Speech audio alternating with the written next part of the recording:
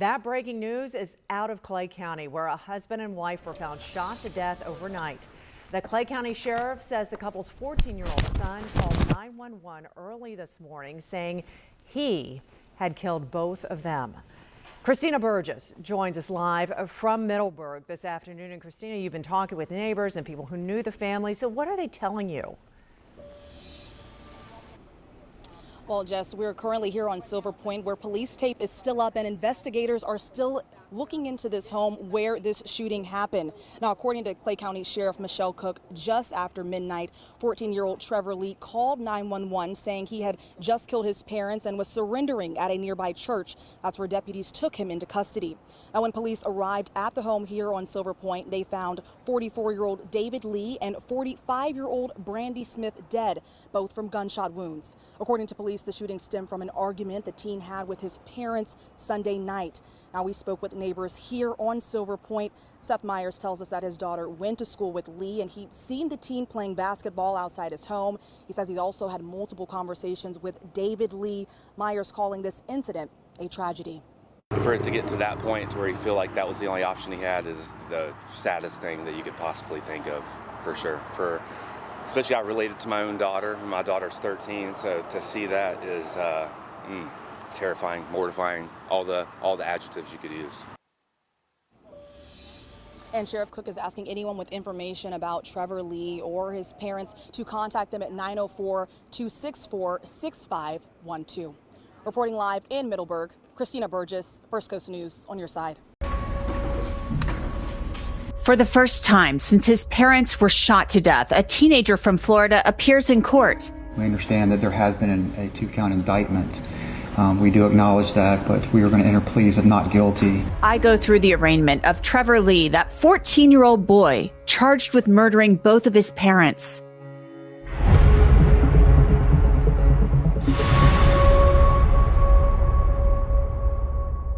Welcome to Crime Fix. I'm Angenette Levy. Calm, cool, and collected. That's how 14-year-old Trevor Lee appeared when he walked into court as he prepared to enter a plea to charges that he planned to murder his mother and father.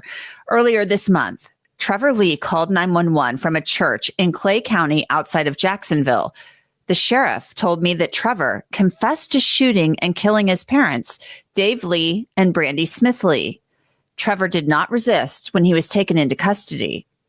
Now Trevor has entered pleas to 2 counts of first-degree murder. Before we jump into the case, let's watch exactly how this arraignment unfolded in court on Tuesday. Good morning, Your Honor. Mark Wright and Mary Hickson on behalf of Trevor Lee.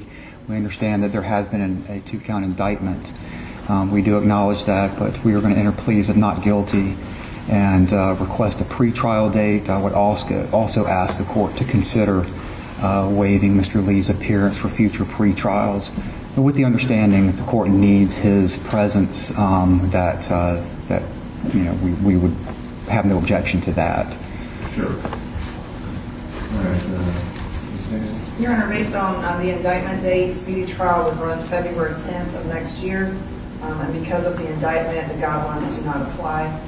The state also filed 2 motions to compel, one for DNA and one for fingerprints. Both have been discussed with the public defender's office. I don't believe they have an objection. No legal objection to that, Your Honor. All right, then I'll enter order to compel Mr. Lee's DNA and fingerprints. Mr. Lee, good morning. Good morning.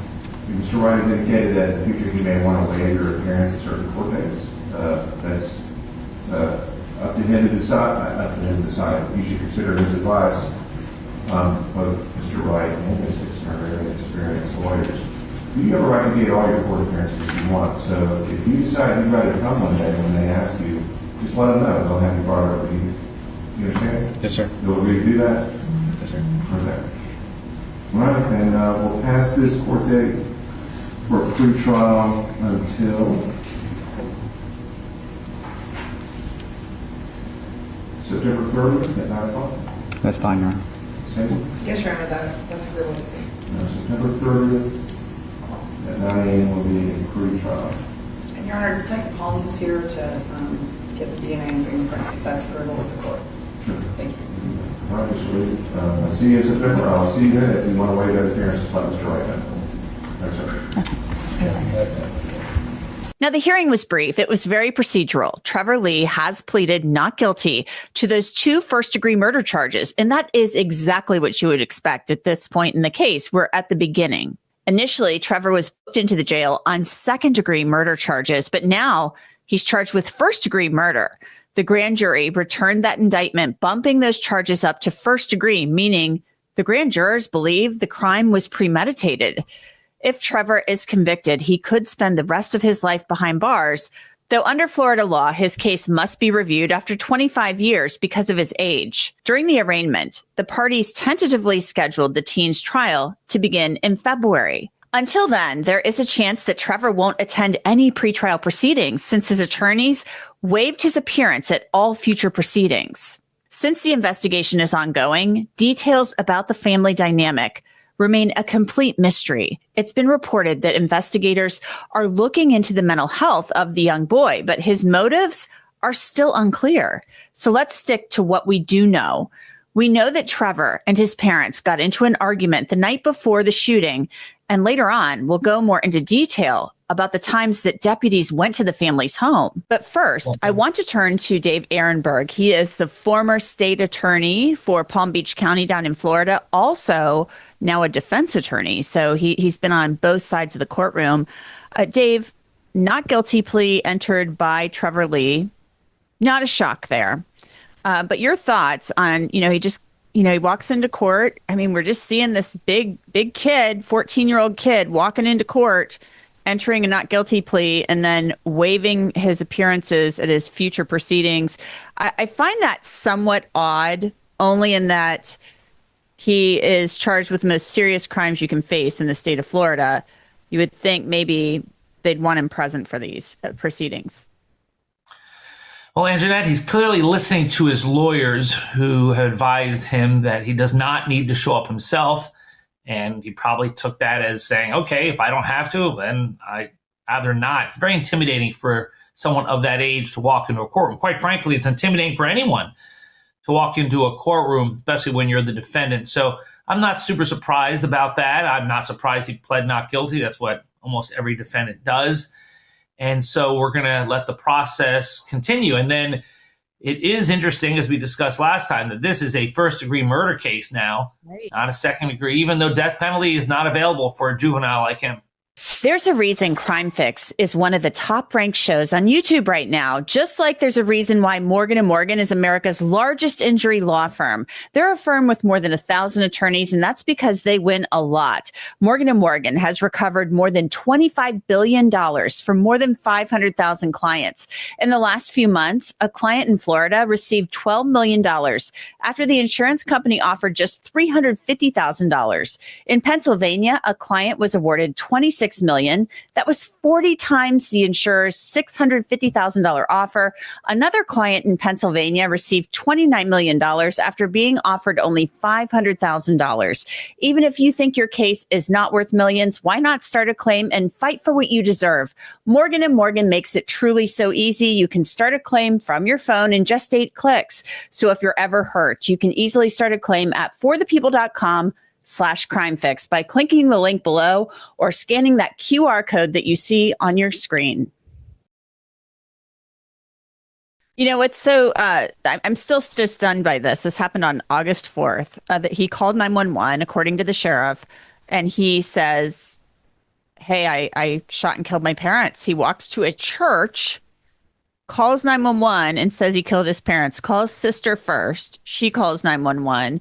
I mean, it's such an unusual call that the sheriff actually thought this, or, the dispatchers, I should say, thought this could be a swatting call. That's how unusual this was. So there are still so many questions, Dave, and there's been a lot of secrecy here.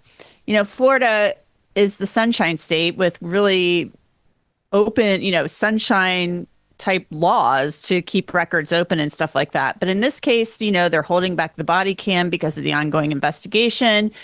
A lot of things are being kept under wraps at this point. I mean, they went to the grand jury very quickly in this case.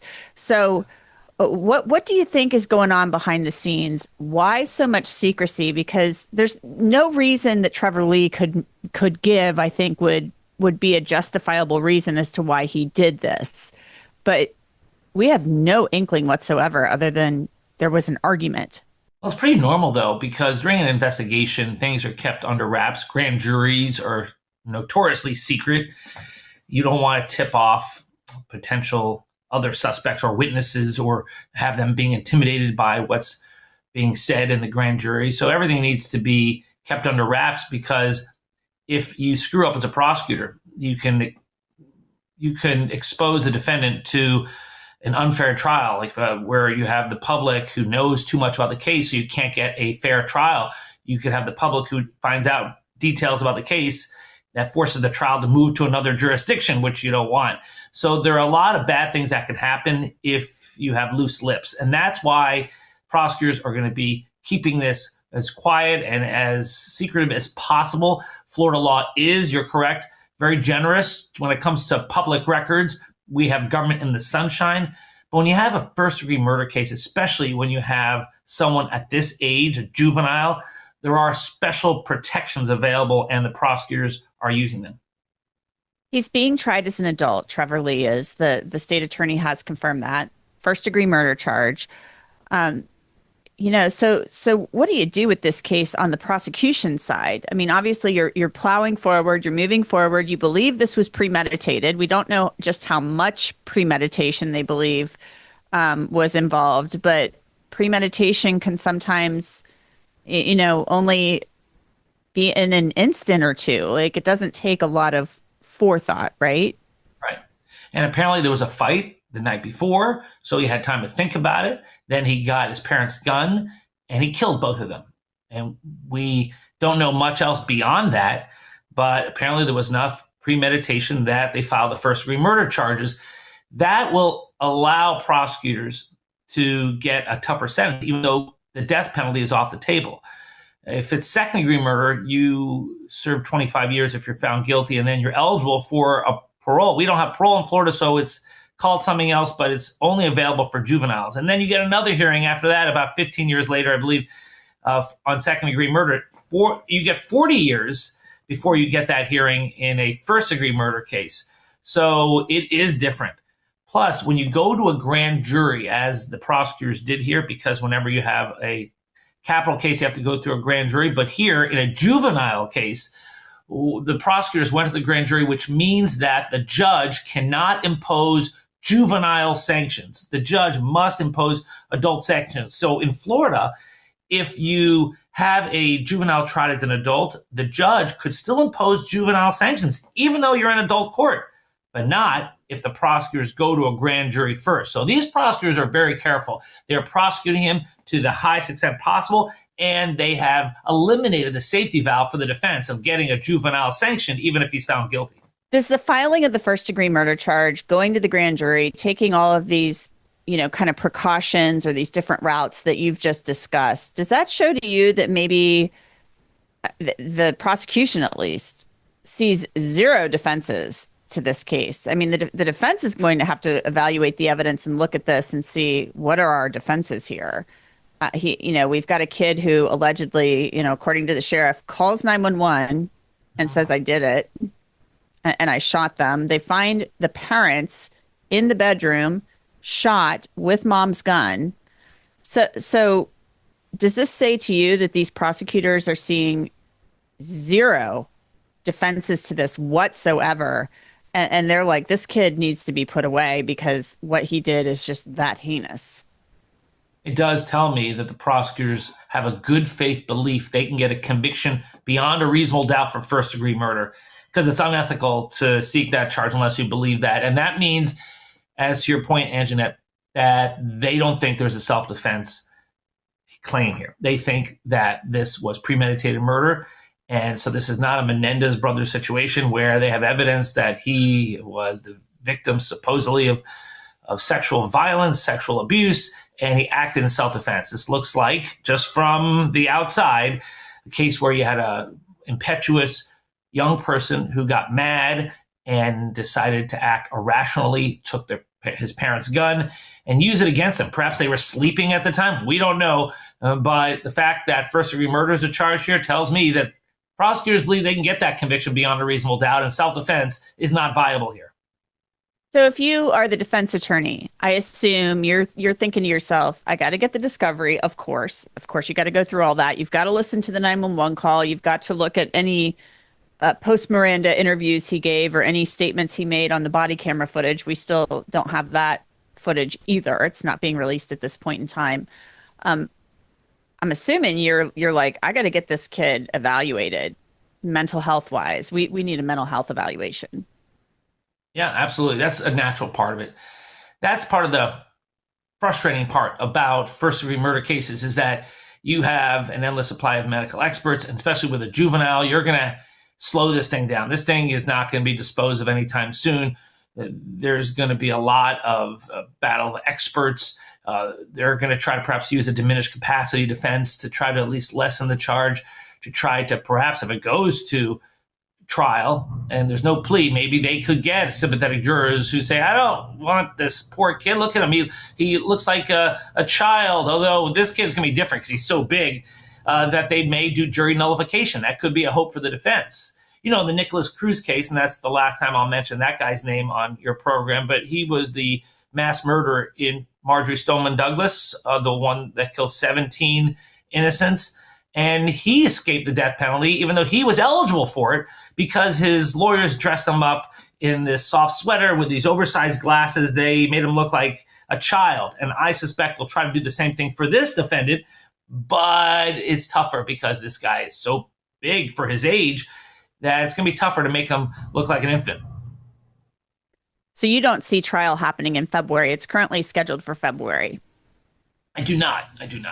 These things get delayed. Now, unless the defense wants to push speedy, if they want to push a speedy trial, they can get it done early. But it's usually to the benefit of the defense that these things slow down. Memories fade, the passions of the community cools, witnesses perhaps become unavailable, evidence spoils. There's just a lot of benefits to a delayed trial, and I think that's in the cards here. Plus, it gives more time for the defense to try to work out a deal with prosecutors. I think they're going to try to get a plea bargain out of this. It'll be up to the prosecution to decide whether they want to let this guy out of prison before he dies. I don't know what the result's going to be because we don't know all the details in this case yet. Yeah, still a lot being kept under wraps, and we'll be curious to learn what on earth was going on behind closed doors there. Still no excuse for premeditated murder of your parents. Dave Ehrenberg, thank you as always. I really appreciate your time. Thank you, Angenette. Now, as I mentioned, there's still so much we don't know about this case. We know the sheriff said that Trevor Lee confessed to shooting and killing his parents and that there had been an argument the night before. We do know that Clay County deputies went to the home in Middleburg 5 times since 2021. A dispatch report shows 5 runs to the house, the first on March 24th, 2021, for a threat that someone might be trying to harm themselves. The report shows the call was short, about 2.5 minutes, but it took a while for the deputies to get there. The notes show the first deputy arrived at 8:59 p.m. Officers were on scene for 49 minutes. In July of 2022, a woman called 911 just before 5:30 a.m. to report a male was holding her against her will, but there are redactions, so we don't know whether that male was Brandi Smith's husband, Dave, or Trevor, or someone else. When officers arrived, the woman told law enforcement she didn't want them there and to leave because she was leaving. The notes state the man was allegedly withholding her military ID because he didn't want her going to the naval base since he is scared that he will be exposed and that she is going to embarrass both of us. Now, we don't know what the male meant by being exposed. We could assume this was Dave Lee saying this. In that instance, the deputy was at the home for just 15 minutes. In March of 2024, deputies were called to the house twice for a sick person. The caller said a female was having stomach pain and difficulty breathing. The call lasted less than a minute, and the event was canceled. The second call came 2 weeks later, on April 5th, around 11 a.m. The caller was heard saying, "Hello," and "Oh my God," before the call was disconnected. Less than a minute later, dispatch called back And the caller said a male was having nonstop stomach and chest pains with pain radiating into both of his arms. That call lasted for less than 2 minutes, and a deputy was not dispatched to the residence. The notes state a female was complaining about stomach pain as well. Then on April 27th of this year, it appears a deputy initiated a follow-up investigation. What that means, we don't know. The notes don't say. And then on August 4th, Trevor Lee's sister called 911 from her home in California, followed by Trevor calling 911 from a church. Are you there with him? Send help. No, I'm all the way in California. Please, I need you to send help. What makes you? I don't know. I don't know where he's at. I have no idea where he's at. But please, hurry up. I'm out of state. I'm in the military. I don't know what goes on. But they just had a good day. They went to the movies, bro. They went to the movies. 911, how can I help you? Hello, I'm by the road. I threw my backpack away from me. I'm stripped. I'm waiting for the police. What do you mean you're I stripped? have nothing in my pocket. I emptied my pockets and everything. There's nothing in my pockets. And I'm not like on the sidewalk. I'm like in the middle part. You're going to be in the parking lot? No, like in the middle part. The middle part of what? Of the church? I'm gonna pray first. I need to pray. You need to pray? Yes, ma'am. Okay. Before you start praying, tell me exactly where you're at. If you're driving towards the church, like I'm right out in front of the church. There's a big cross. Do you pray? Yes, sir. Go ahead. I'll listen to you. Well, I was going to ask if you could pray for me, ma'am. Right now. I'll definitely be praying for you, son. Okay, we've asked them not to point guns at you. Okay, they're going to be approaching you any minute. Now, Trevor's next court appearance is scheduled for September 3rd at 9 a.m., but he likely won't be there since he's waived his appearance at future hearings. Maybe by that time, we'll get a little more information about what was going on in the Lee home. And that's it for this episode of Crime Fix. I'm Angenette Levy. Thanks so much for being with me. I'll see you back here next time.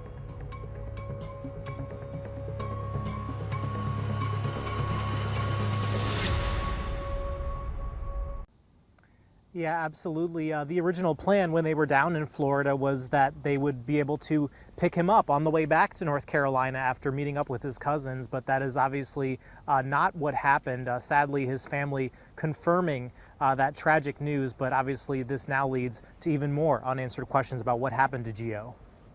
Gio's mom confirming the sad news on Facebook, saying she is living every parent's worst nightmare. She also says it was their own search, not police, who finally found him. The area off I-75 in Bradenton, Florida, where he was found, was checked by police the first day of those search efforts, and the PI group hired by the family ended up finding him when they returned to the area Friday, where his backpack was found previously. Now, still many unanswered questions about what happened after Gio got into the car with his cousins he met for the first time, before later texting his mom for help and then disappearing. Yeah, and that is obviously what is going to be part of that investigation, that crucial timetable between when his parents saw him off and saw him get into the car with his cousins and that ominous text 20 minutes later. Again, obviously still very early in this investigation after just learning that the body found was in fact Gio's. There still has to be an autopsy conducted. Right now the coroner said no immediate signs of foul play, but obviously there needs to be a full autopsy to get more potential evidence in this case and hopefully lead to some answers, Dewan.